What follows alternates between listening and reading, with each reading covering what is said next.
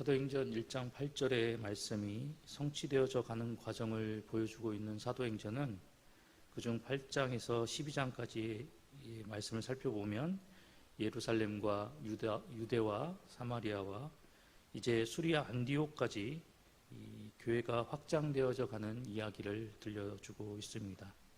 뿐만 아니라 복음 전파의 대상을 이 유대인에만 국한해서 전도했던 모습에서 벗어나서 이제 본격적으로 이방인 선교로 확대되어 나가는 이 과도기적인 단계를 이야기하고 있습니다.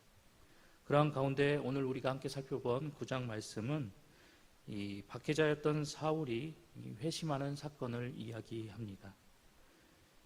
그런데 느닷없이 이 복음의 확장 과정을 이야기하고 있는 그런 내용 중에서 느닷없이 이 사울이라는 이 한 인물의 회심 사건이 이 이야기 가운데 등장하는 이유는 스데반 집사 순교 이후에 이 초대교회에 닥친 큰 박해의 중심적인 인물이 바로 사울이었기 때문입니다. 또한 그의 회심과 더불어서 이 초대교회가 평안을 찾고 그리고 안정 속에서 성장을 이룰 수 있었기 때문에 이 사울이라는 인물의 이야기를 다루고 있는 것입니다. 오늘 이 9장의 이야기가 기록되어져 있는 이 말씀의 주요 무대가 되는 이 다메섹은 예루살렘 동북쪽에서 약 200km 떨어진 그 수리아의 도시라고 합니다. 당시 약 4만여 명의 유대인들이 이곳에서 정착하고 살고 있었다라고 이야기를 하는데, 특별히 이 예루살렘 교회가 이 박해를 받던 이 시기에는 더 많은 그리스도인들이 이곳으로 이주해서 살았다라고 이야기합니다. 그리스도인들에 대한 이 적대감으로 가득했던 이 사울은 오늘 본문에서 이야기하고 있는 것처럼 대제사장의 공문을 받아서 그리스도인들을 체포하기 위해 다메섹으로 원정을 나옵니다. 그런데 여기서 우리가 발견하게 되는 이 사울의 모습, 그리고 그가 보였던 이런 열심과 수고는 단순히 그리스도인을 향한 미움과 적대심에서 나타나는 그런 열심이 아니라 본인이 가지고 있었던 이 유대교를 향한 어떤 종교적인 확신과 사명감으로 인해서 나타내 보였던 열심과 박해의 모습이었습니다. 이러한 열심으로 계속해서 그리스도인들을 체포하고 박해를 했던 이 사울이었는데, 그가 오늘 본문에서 겪게 된 것처럼 지금까지 자신이 열심을 다해서 이 박해했던 이단 무리의 그 우두머리였던 그 예수라는 사람을, 그 예수라는 존재를 그가 느닷없이 이 다메섹으로 가는 그 길 위에서 만나게 되고, 이를 통해서 자신이 그동안에 해왔던 그런 모습들이 얼마나 잘못된 일이었는가에 대해서 그가 여실히 깨닫게 되었습니다. 그 다메섹 도상에서 그 예수 그리스도의 음성을 들음으로 인해서 엄청난 충격을 받게 되었던 이 사울은 3일을 식음을 전폐하며 이 충격 속에 이 3일을 보내게 되었던 모습을 우리는 본문을 통해서 발견하게 됩니다. 이후 아나니아를 통해서 안수를 받고 다시 시력을 눈이 멀었던 그 상태에서 시력을 회복하게 되었고, 이제 세례를 받아서 이 그리스도교 공동체의 일원이 되어지게 됩니다. 사울은 회심 이후에 이제 다메섹 회당에서 예수 그리스도의 복음을 전파합니다. 그리고 자신이 이제 진리라 믿는 그 예수 그리스도가 어떤 분이신지에 대해서 담대히 증거하면서 그분을 위해서 전적으로 헌신하는 열정의 사람으로 변신하는 모습을 보여줍니다. 그렇다면 이러한 내용을 말하는 오늘 본문의 말씀을 통해서 우리가 발견하게 되는 영적 교훈은 무엇일까요? 먼저 첫 번째로 오늘 본문의 말씀은 우리의 신념이 우리의 신앙이 되어서는 안 된다라고 교훈합니다. 1절로 2절까지의 말씀을 살펴보면 사울이 그리스도인들을 핍박하는 일에 얼마나 열성적이었는지를 발견하게 됩니다. 사울은 그리스도인들이 어디에 있든지 간에 그곳에까지 찾아가서 그들을 핍박하고 체포하는 그런 모습을 보여주었습니다. 유대 지역 밖의 그리스도인들까지 체포할 수 있도록 대제사장의 공문까지 요청했던 사람이 바로 사울이었습니다. 그렇다면 사울이 이렇게 열심을 다한 이유가 무엇일까요? 아마 이러한 자신의 행동이 하나님을 위한 일이다, 하나님을 섬기는 예라고 생각했기 때문일 것입니다. 자신의 행위 또는 이 동기 등을 하나님을 위한 일이다, 하나님께 대한 바른 신앙이다라고 생각했기 때문입니다. 그러나 이것은 결코 하나님 앞에서 바른 신앙의 모습이 아님을 우리는 분명히 기억해야 합니다. 오늘 이 사울이 보이고 있는 이런 열심과 그 수고는 단지 사울의 성장 배경과 그가 받은 교육에서 비롯된 신념에 불과한 모습이었습니다. 그가 정말로 하나님을 향한 바른 신앙과 믿음을 지닌 사람이라고 하였다면 그 하나님의 뜻을 고려하지 않은 이런 무자비하고 어리석은 행동을 보이지는 않았을 것입니다. 적어도 사울의 스승이었던 가말리엘처럼 보다 신중하게 하나님의 뜻을 살피고 그 뜻대로 행하고자 노력했을 그런 모습을 보였을 것입니다.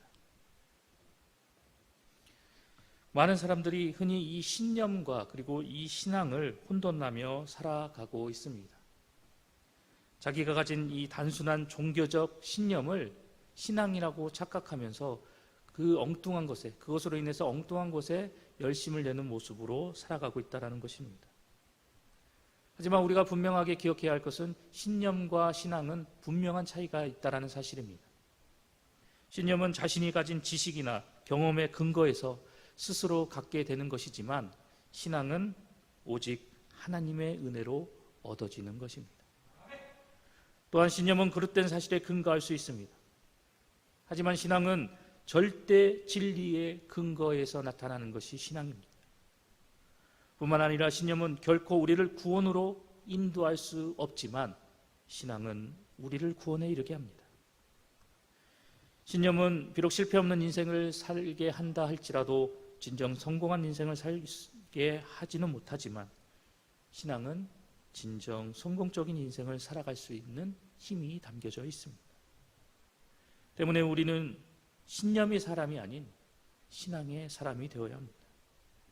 내 경험, 내 지식의 근거에서 어떠한 사실을 확신하는 사람이 아니라 오직 하나님의 도우심과 하나님의 은혜로 성령 하나님의 인도하심으로 우리를 향한 진리를 깨닫고 하나님을 바르게 믿고 그분을 섬기며 나아가는 성도가 되어야 합니다.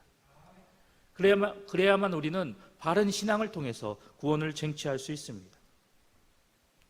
신념의 사람이 아닌 신앙의 사람이 되어야 하지만 우리는 영원한 천국에서 영생 복락을 누리는 은혜의 사람으로 세워지게 됩니다. 지금 여러분이 가지고 계시는 것은 무엇입니까? 신념입니까? 아니면 신앙입니까? 오늘 사울의 모습을 기억하여서 단순한 종교적 신념이 아닌 하나님께로부터 나서 마침내 우리를 구원에 이르게 하는 그런 바른 신앙과 믿음의 모습으로 더욱더 하나님 앞에 우뚝 세워져 나가는 우리 봉상의 모든 성도님들이 되시기를 소망합니다. 계속해서 오늘 본문의 말씀이 우리에게 들려주는 두 번째 교훈은 진정한 회심은 자신의 영적 상태에 대한 각성으로부터 시작되어진다라고 교훈합니다. 오늘 본문 8절의 말씀을 살펴보면 다메섹 도상에서 자신이 그토록 박해하고 핍박했던 그리스도인들의 그 수장과도 같았던 그 예수 그리스도의 음성을 듣고 이로 인해서 놀라운 체험을 하게 된 사울의 모습을 이야기합니다. 사울이 땅에서 일어나 이제 눈을 떴지만 아무것도 보지 못하는 사울의 모습을 우리에게 들려주고 있습니다. 예수님의 영광의 빛을 쐰 이후에 소경이 되어진 모습을 우리에게 들려주고 있는 것입니다. 그렇다면 사울은 왜 소경이 되었을까요? 그저 단순히 예수님께서 바라신 그 영광의 빛이 너무나도 강렬했기 때문에 소경이 되었던 것일까요? 오늘 본문 속에서 사울이 소경이 되었던 것은 아마도 사울에게 특별한 깨달음을 주시기 위한 그런 표적이었을 것입니다. 본문 18절의 말씀에서 우리가 살펴보아 알게 되듯이 아나니아의 안수를 받은 후에 그가 다시 앞을 보는 그 사실이 이를 뒷받침해 주고 있습니다. 그렇다면 이 표적을 통해서 예수님은 사울이 무엇을 깨닫기를 원하셨을까요? 그것은 바로 앞을 볼 수 있는 육적인 눈은 지녔지만 사울이 영적인 것을 온전히 보지 못하는 그런 영적인 소경의 상태이다라는 사실을 깨닫게 해주시기 위해서 이러한 표적을 그에게 행하셨을 것입니다. 이 사건은 사울이 영적 소경된 자신의 상태를 자각하게 하여서 진심으로 하나님 앞에서 자신의 잘못된 모습을 회개하고 그리고 그 모습에서 돌이켜 하나님 앞에 나옴으로 인해서 하나님의 일꾼으로서 예수 그리스도의 복음을 증거하는 그런 사도로서 거듭나게 하기 위해서 행하신 표적임을 우리는 깨닫게 됩니다. 그런데 이 표적의 사건이 우리에게 주는 교훈은 한 사람이 회개하고 그리고 새로운 사람으로 거듭나기 위해서는 먼저 자신의 영적인 상태에 대한 자각과 각성이 필요하다라는 사실입니다. 내 영의 상태가 피폐하고 내 영의 현 주소가 처참한 상황임을 깨닫게 될 때 이런 처참하고 피폐한 상황과 결과를 가져올 수밖에 없는 그 죄악된 삶과 그 모습에서 돌이켜 나갈 수 있게 된다라는 사실입니다. 그래서 하나님께서는 선지자 이사야를 통해서 자신의 백성 이스라엘을 돌이키게 하기 위해서 이스라엘의 회개를 촉구하며 나올 수 있도록 하기 위해서 죄로 인해서 상하고 병든 그들의 영적인 상태를 선지자를 통해서 지적하셨던 모습을 우리는 이사야 말씀을 통해서 발견하게 됩니다. 또한 예수님 역시 라오디게아 교회의 회개를 촉구하기 위해서 그들의 피폐한 영적인 상태를 분명하게 지적하셨던 모습을 계시록 말씀을 통해서 발견하게 됩니다. 지금 여러분의 영적인 상태는 어떠한 상태이십니까? 하나님 앞에서 건강한 신앙과 믿음의 상태로 살아가고 계십니까? 아무런 문제가 없으십니까? 아니면 피폐할 대로 피폐하였는데도 불구하고 아직 그 사실을 깨닫지 못하고 계십니까? 우리는 하나님의 말씀 앞에서 내가 보이고 있는 지금 나의 영적인 상태를 철저하고 그리고 냉철하게 살펴보고 진단해야 합니다. 내 영적인 상태가 어떠한지를 알아야지만이 우리는 강팍함을 면하게 되고 내 영적인 상태와 내 신앙의 모습이 어떠한지를 우리가 바르게 깨닫고 알아야지만이 나의 부족함으로 인해서 그동안 행하였던 죄악된 모습으로 인해서 내가 하나님 앞에 진심으로 회개하며 나갈 수 있고 그리고 이를 통해서 그릇되고 잘못된 길에서 벗어나서 즉시 하나님께서 원하시는 거룩한 삶을 살아나갈 수 있는 우리의 모습이 될 수 있기 때문입니다. 주신 말씀을 통해서 다시 한번 우리의 모습이 어떠한지를 우리는 되돌아보아야 합니다. 정말 하나님께서 원하시는 신앙과 믿음의 모습으로 내가 온전히 살아나가고 있는지, 말로는 그리스도인이라 이야기하고 성도라 이야기하지만 하나님을 알지 못하는 세상 사람들과 똑같은 모습으로 살아나가고 있는지 우리의 영적인 상태를 진단해 보아야 할 것입니다.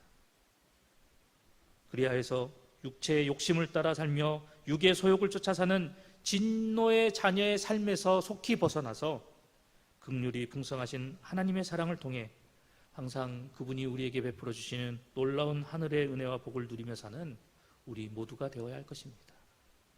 오늘도 말씀의 거울 앞에서 우리의 모습을 비춰보며 하나님께서 원하시는 바른 신앙과 믿음의 모습이 무엇인가, 내가 회복해 나가야 할 나의 영적인 상태와 모습은 과연 무엇인가, 다시 한번 우리의 모습을 점검하면서 하나님 앞에 온전히 나아가는 우리 봉상의 모든 성도님들이 되시기를 간절히 소망합니다.